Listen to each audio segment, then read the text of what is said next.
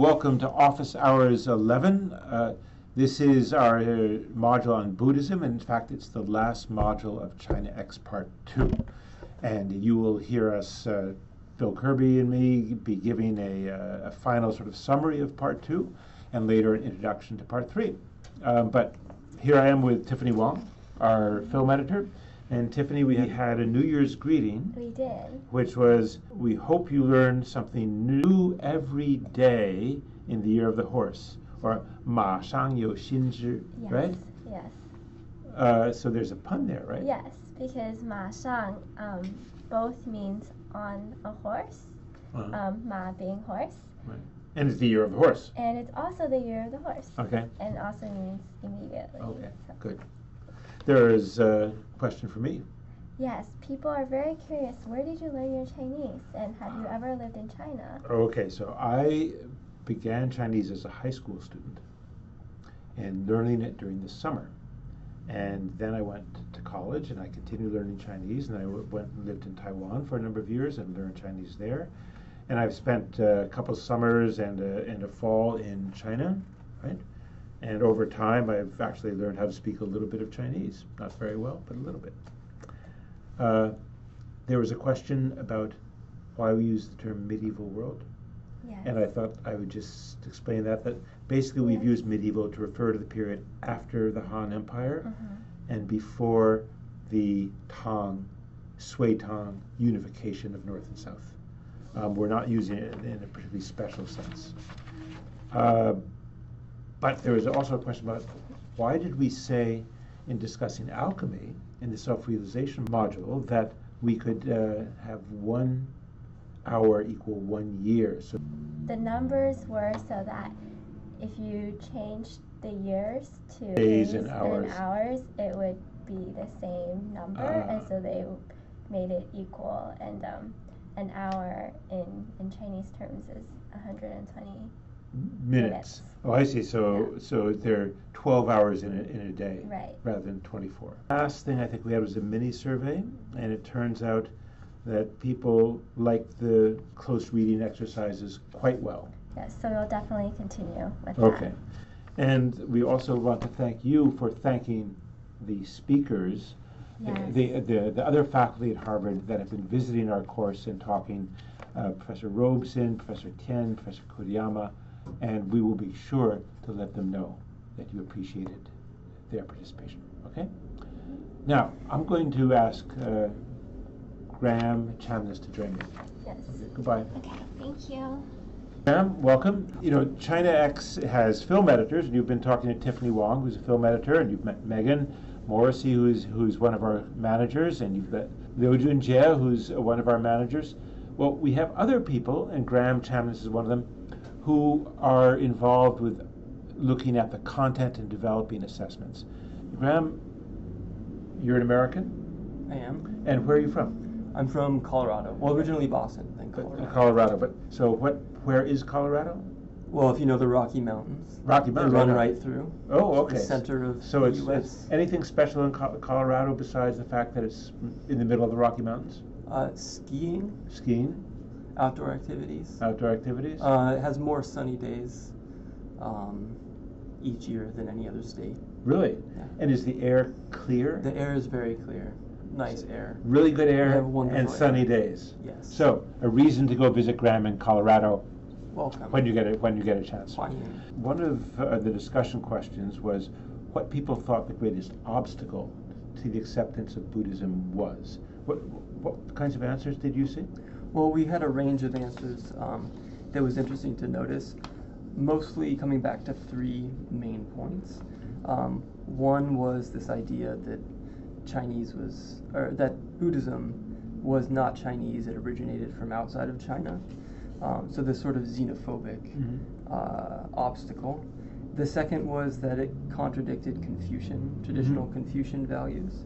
And the third was that it was a threat to authority. So for example, Domingo D.H. writes that the main fact was that Buddhism was not Chinese, was anti-Confucian. Carla S.S. Arte says the same. It was foreign and non-Chinese and a threat to Confucian values.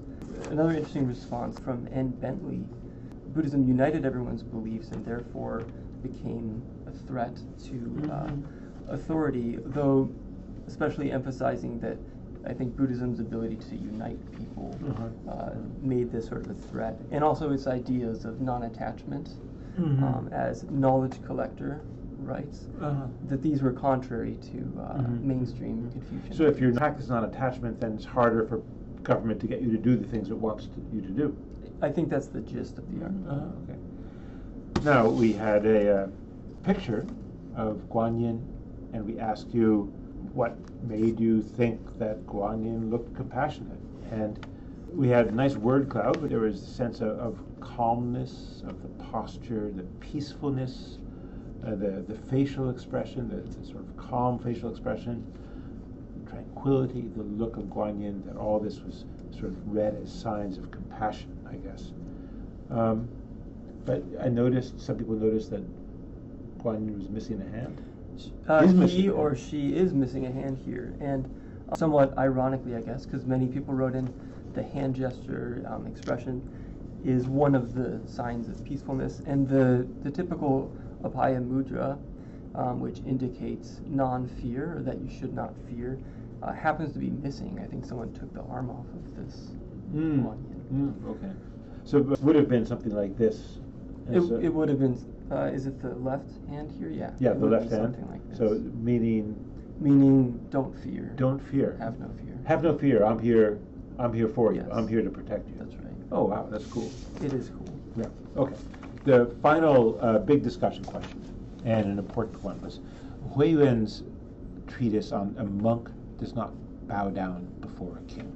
And there was a lot of discussion on this. And so I wanted to ask you, Graham, what you wanted to sort of, we can't do everything because there was so much, and so many people wrote on this, but we could perhaps just cite a few of the most salient things. Sure. Do you have any picked out? Sure. Again, there's so much, so unfortunately can't mention everyone. But I picked out three that I thought give an example of the variety of responses. One from Eunice L. Wasaki, who writes that as a monarch I would demand homage from the Buddhist monks. Bowing to a king is an outward expression of respect, which does not curtail the monk's freedom to practice his religion. And then he draws a contrast to Jesus when he was tempted by the Pharisees, asking whether it was lawful to give tribute to Caesar. And Jesus' response was, render unto Caesar the things that are Caesar's, and unto God the things that are God's. But in some ways, Hui Yuan is not saying quite that. Right? He is not saying that. He's saying sort of the opposite. Right. Don't render. Don't render. Right. If you're a monk. Government, what's the government? Okay. If you're a monk. And that brings us to Hu Wei wrote in that Hui Yuan touches on an important issue of the relation between church and state, and sort of argues that the government ought to concede exemption for monks to avoid the possibility of unrest, because monks precisely are a different category of social being. Because monks are different, they give up worldly interests, and their sole interest is in the cessation of suffering. And then a third, it goes in between both and argues, this is by P.C. Zhang, I would gauge my reaction toward Buddhism according to its effects on society. If the spread of Buddhism improves people's lives and leads to better civil conduct, then it should be encouraged. If the spread of Buddhism leads to a significant decrease in tax revenues and shrink in labor force, then it should be discouraged. And this is interesting because I think, in fact, this is what often did happen. Monks were exempt from paying taxes. They did not serve in corvée labor. Right. They didn't have to serve the government or go into the military. Right. And so this is a constant theme, I think, throughout the history of Chinese Buddhism. But only occasionally does the government act on it and try to suppress Buddhism. That's correct. In the Huichang era in Tang, which we'll get to later, that's correct. It tries to do that. Other thing that strikes me is that, the Chinese use bronze coins. That's right. And when you're having a Buddhist statue, you're making it of bronze. So you might think of that statue as being made entirely of money. Right?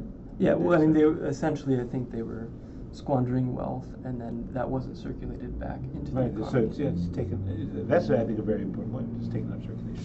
So these are three of the general kinds of responses we had, but we were quite struck and impressed by all the things you had to say, and see if I can't sort of embed them better in my lecture next time, and credit you all for doing it. Okay? Thanks a lot. Thank you. And we look forward to seeing you next week.